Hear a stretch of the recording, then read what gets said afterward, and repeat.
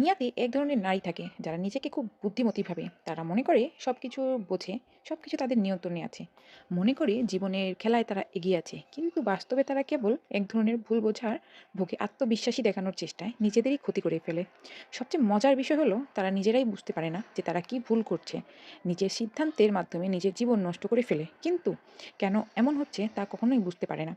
আর যদি তুমি তাদের আচরণ ও সংকেতগুলো চিনতে না পারো, তাহলে হয়তো তাদের কথায় প্রভাবিত হয়ে তাদের জটিল জীবনের অংশ হয়ে পড়বে। অথবা যদি নিজেকে না সামলাও, একদিন তার মতোই হয়ে যাবে। তাই মনোযোগ দিয়ে শুনো, কারণ এই ভিডিওর প্রতিটি কথা গুরুত্বপূর্ণ।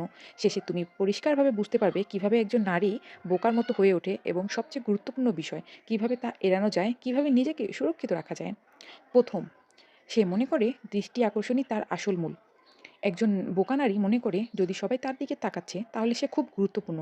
সে মনে করে লাইমলাইট মানেই হচ্ছে সম্মান। সে মানুষের প্রশংসা আর মনোযোগে বাঁচে। যদি মনোযোগ না পায় তাহলে নিজেই ড্রামা তৈরি করে, ঝগড়া করে ও প্রয়োজনীয় বিষয় নিয়ে হইচই করে, শুধু নজরে আসার জন্য। সে পুরো জীবন সোশ্যাল মিডিয়ায় প্রদর্শন করে। ভেতরে সে কেবল চায় যে কেউ তাকে বিশেষ অনুভব করাক। কিন্তু আসল সত্য হলো, মূল্যবান নারী কখনো দৃষ্টি আকর্ষণের জন্য দৌড়ায় না। দৃষ্টি নিজেই তার দিকে আসে। যদি কোনো নারীকে দেখো যে নিজেই মূল্য নির্ধারণ করে লাইক, ফলোয়ার আর বাওরার উপর, তাহলে দ্রুত সরে যাও। কারণ সে ভালোবাসা বা সফলতা নয়, বরং পরের প্রশংসায় নেশায় বাসছে। দ্বিতীয়, তার আত্মনিয়ন্ত্রণের অভাব। একজন বোকা নারী তার ইচ্ছার দাসী হয়।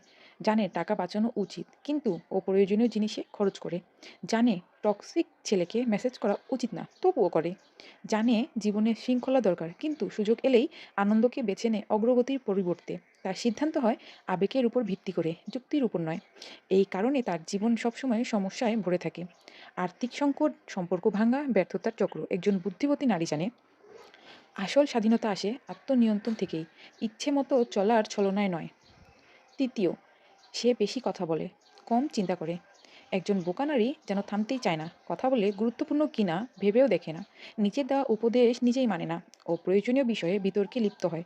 নিজের ব্যক্তিগত জীবন ও কারণে সবার সামনে খুলে ফেলে। প্রতিটি কথোপকথনে প্রাধান্য পাওয়ার চেষ্টা করে। কিন্তু আসল বোঝদাররা কম কথা বলে, বেশি শোনে। তারা শব্দ বেছে ব্যবহার করে। বোকা নারী শিশুদের মতো শব্দ নিয়ে এলোমেলো আঁকুবুকি করে, গভীর ভাবনা ছাড়া।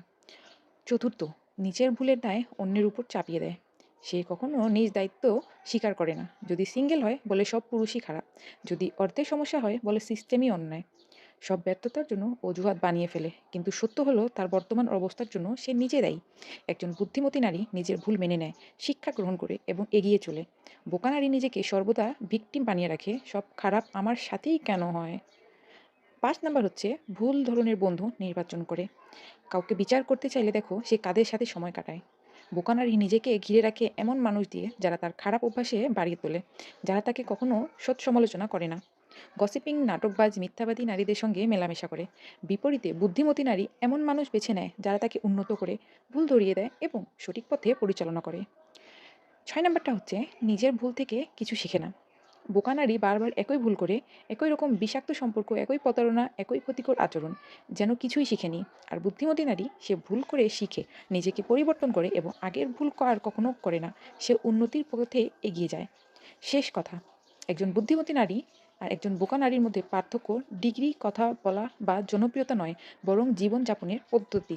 একজন বুদ্ধিমতী নারী আত্মনিয়ন্ত্রণ রাখে, দায়িত্ব নেয়, শেখে, ভালো বন্ধু বেছে নেয় এবং সত্যিকারের মূল্যবোধ ধারণ করে।